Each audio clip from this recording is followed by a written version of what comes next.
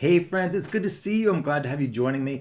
A lot of smaller congregations that I'm in touch with over the past 2 or 3 years have had their primary welcoming, hospitality, and membership development procedures, gatherings, etc. collapse. Makes sense. While things are happening more online or were happening more online, there weren't as many people on site, so some of the need for volunteers decreased. And they're at a point where, maybe you are too, where there just aren't many visitors. If you're not getting visitors, is that because no one's interested in your congregation? Or is it because you're not posturing yourself, acting like you're ready for visitors, and actually setting things up for visitors to show up? Which is why, if you're watching on YouTube, I've drawn a chicken sitting on an egg over my shoulder. It's a chicken and egg problem, which we're going to get into. Which comes first, visitors or your offering, like planning for visitor gatherings, how to connect, and actually communicating as if you have visitors coming every single week? What do you think the answer is? We have to act like we have visitors showing up every single week, including having that on the website, communicating about it, having members and friends feel like we're ready for visitors if the visitors are going to show up. Let's get into it.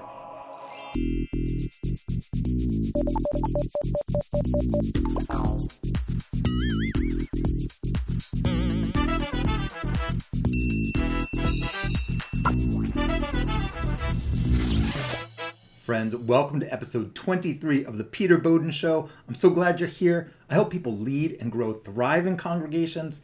I deeply believe, this is from my own journey growing up, that we need connection, community, and congregations are a fabulous place and one of the few places today where we can be part of a healthy intergenerational community. Human beings, we need that. And so, as someone who values connection, helping people have a sense of belonging, meaning, and having people to do life with, I like to support congregational leaders across religious traditions, value-based communities, nonprofits, just wherever we're bringing people together to connect, explore, and really make the world a better place. So for all you do, I just want to say thank you as a leader.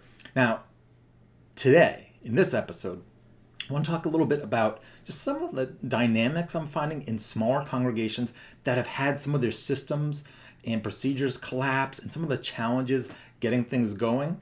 In addition to the online trainings I do a certain number of staff team sessions, like just like strategy retreats for leadership teams, staff teams, etc.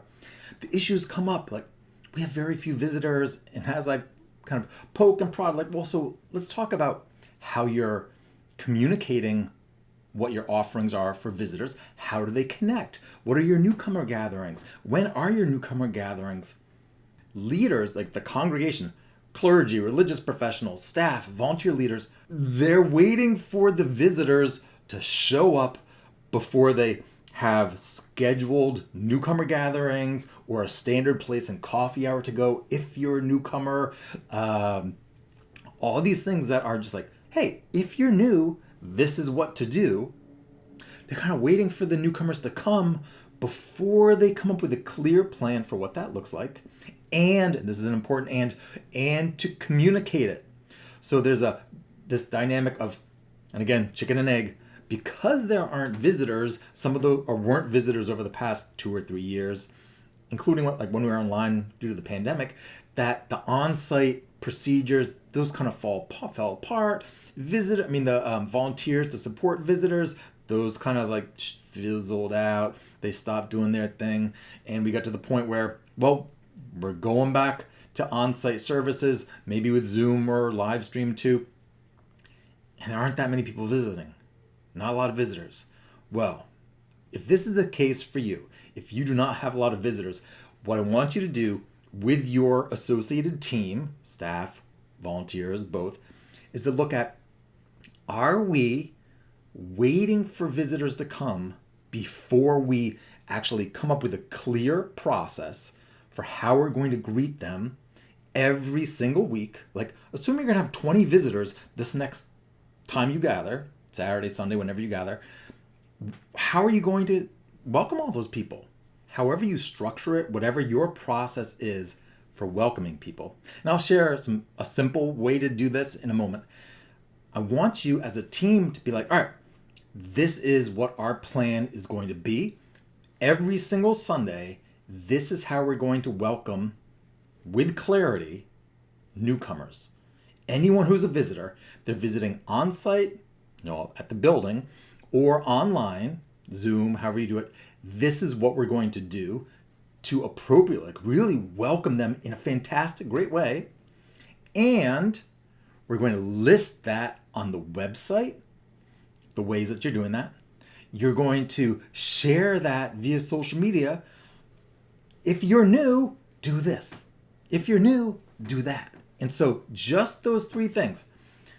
Here's the plan for what we're going to do every single Sunday for the newcomers, the visitors who are showing up online and on site. Here's what we're doing. But we put it on the website, so it's always there. The second somebody lands on your website, there should be a nice button that's like, first time visitors, click here, or newcomers, click. Go to a page where they're welcomed. I recommend using a video to welcome people there. That's part of my Video Message Academy training. So check out the link in the description for more about that. But there's a page where it's like, oh, if you're new, these are the specific ways to connect, how you can connect with us on site, online, and it's going to be a fantastic experience right there. So you have the plan. You put the plan on your website, and every single week before you gather for your worship services, you're having somebody share via social media in addition to whatever else you post. If you're new, and then explain that. Here's how to find us in coffee hour. Here's the table, the welcome table before. Here's what to do online. Basic, but essential. By having a clear plan that's articulated between your welcoming, hospitality, staff, everyone who cares about visitors, membership development, realizing your mission and potential in the world. You have a very clear plan for when a visitor comes. Maybe you haven't had any visitors for a while, but when they come, what are we doing? And you communicate that on your website, via social media, and also I recommend an email too. So really that's 4 things. So if anyone signs up for your emails, which I hope you encourage them to do, it explains how to connect. And that gives clarity to any potential visitor. Oh, this is what I'm going to do if I decide to visit. And guess what? All of a sudden, I'm not as anxious about how to connect. Like, you've laid out a roadmap for me to successfully connect, or at least the start of a path to successfully connect with your congregation. So that can do wonders for encouraging people to actually follow up and visit. So they're exploring you online. They heard about your congregation. Somebody invited them or told them about the congregation. They went on your website. They're looking over everything and like, oh, maybe I will do this. Maybe I will connect. And you've told them how. In my video strategy trainings for congregations, I like to say, uncertainty leads to anxiety. And anxiety, it does not lead to people visiting your congregation. No, anxiety leads to Netflix. If someone's not clear about what the experience is going to be like, if you don't offer them that clarity, that uncertainty makes them anxious. And anxious people do not visit congregations, even online. They're like, nah, I'll go stream that. I'll go watch that or play video games or just go for a walk, whatever. All right, so we have to offer clarity. And so just mapping out that clear process. This is how you connect. Online, on-site, it's on the website. Share it via social media as often as you can, every week, hopefully. And it's in your emails. Then people will feel much more comfortable following up with visiting. Does that make sense? Let me know in a comment if you have any questions. This is really important, regardless of your congregation size. People exploring you online, and almost everyone's going to explore your congregation's website before they visit. Social media too, depending on how you use that. And if they don't have clarity, they're going to feel uncertain, anxious, and probably not visit. So you have to put your visitor greeting, hospitality, how you're connecting and welcoming people, put it in a clear plan, communicate that for people online, and then if you communicate about that process on a weekly basis, you should see, and I can't guarantee it, but you should see more people feeling comfortable visiting. There are also other things we can do with video and other ways to actually meet people where they are online.